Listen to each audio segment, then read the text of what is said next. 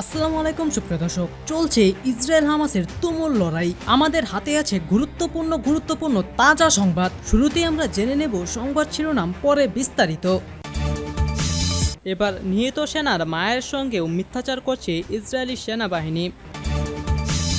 আর এদিকে ইসরায়েলের সঙ্গে সব ধরনের বাণিজ্য বন্ধ করে দিলেন এবার এরদোয়ান। শুরুতেই থাকছে, এবার নিহত সেনার মায়ের সঙ্গেও মিথ্যাচার করছে ইসরায়েলি সেনাবাহিনী। নিজেদের মুখ রক্ষায় মিথ্যার আশ্রয় নেওয়া ছাড়া যেন কোনো গতিই নেই ইসরায়েলের। গাজায় নিজেদের বন্দীদের উদ্ধারে পুরো উপত্যকা মাটির সঙ্গে মিশিয়ে দিলেও লক্ষ্য হাসিলের ধারের কাছেও নেই নেতানিয়াহুর সেনারা।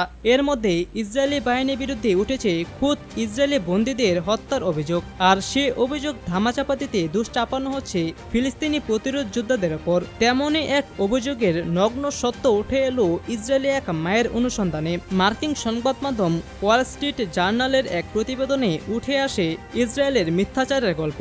সেখানে বলা হয়, গেল বছরের শেষ দিকে গাজার একটি টানেল থেকে ১৯ বছর বয়সী ইসরায়েলি সামরিক বন্দী রন শেরম্যানের মরদেহ উদ্ধার করে ইসরায়েলি কমান্ডাররা। সে সময় তার মাকে বলা হয় রন শেমরন্সকে হামাস যোদ্ধারা হত্যা করেছে, কিন্তু কয়েক সপ্তাহ পর প্যাথোলজিস্টের রিপোর্টে দেখা যায় নিহত রন শ্যামেরনের দেহে কোনো আঘাতের চিহ্ন নেই। তখনই তার মায়ের সন্দেহ তৈরি হয় ছেলের মৃত্যু নিয়ে। রন শেরমিনের মতো আরেক বন্দী নিক বেজার একই সময়ে এই জায়গায় মারা যান। হামাস যোদ্ধারা তাদের গাজার উত্তরে অবস্থিত একটি ছোট সামরিক ঘাঁটি থেকে আটক করে। রন শেরম্যানের মা মায়ান শেরমান ও নিক বেজারের মা কাটিয়া বেজার ইসরায়েলি সামরিক বাহিনীর বক্তব্যে আশ্বস্ত হতে পারেননি। তারা হামাসের সামাজিক যোগাযোগ মাধ্যমের পোস্ট বিশ্লেষণ করতে শুরু করেন এবং ইসরায়েলি কর্মকর্তাদের সঙ্গে বৈঠক করেন।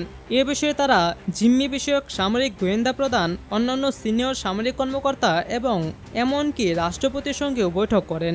এ সময় দুই ঊর্ধ্বতন ইসরায়েলি সামরিক কর্মকর্তা স্বীকার করেন যে নভেম্বরে হামাসের এক কমান্ডারকে লক্ষ্য করে চালানো বিমান হামলায় তাদের ছেলেরা নিহত হয়। তবে ইসরায়েলি সামরিক বাহিনী কখনোই প্রকাশ্যে স্বীকার করেনি যে গত নভেম্বরে উত্তর গাজায় তাদের চালানো বিমান হামলায় এসব ইসরায়েলি বন্দী নিহত হয়েছেন।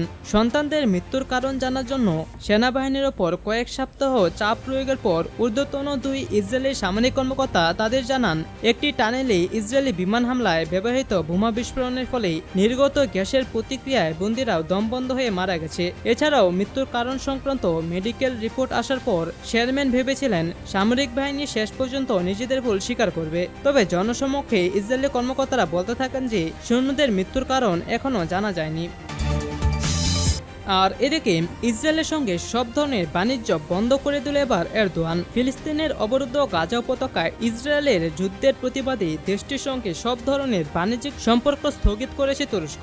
ছোট্ট এই উপত্যকায় ইসরায়েল নিরবিচ্ছিন্ন ও পর্যাপ্ত ত্রাণ সহায়তা প্রবেশের অনুমতি না দেওয়া পর্যন্ত এই নিষেধাজ্ঞা বলবৎ থাকবে। তুর্কি বাণিজ্য মন্ত্রণালয়ের বরাতে এসব তথ্য জানিয়েছে বিবিসি। পশ্চিমা সামরিক জোট ন্যাটোর সদস্য হলেও গাজায় ইসরায়েলের হামলার কট্টর সমালোচক মুসলিম দেশ তুরস্ক। গত অক্টোবরে গাজা যুদ্ধ শুরুর পর থেকে বেশ শক্তভাবে ফিলিস্তিনের পক্ষে অবস্থান নিয়েছেন দেশটির প্রেসিডেন্ট এরদোয়ান। এছাড়া প্রায় প্রতিদিন ইসরায়েল ও দেশটির প্রধানমন্ত্রী বেনিয়ামিন নেতানিয়াহুকে তুলোধুনো করেছেন তিনি। একই সঙ্গে ইসরায়েলকে নিঃশর্ত সমর্থনের জন্য পশ্চিমাদের নিন্দা করেছেন তিনি।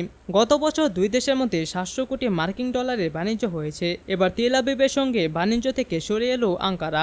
এক বিবৃতিতে তুরস্ক বলেছে, এই বাণিজ্য স্থগিতাদেশ সব ধরনের পণ্যের আওতায় পড়বে।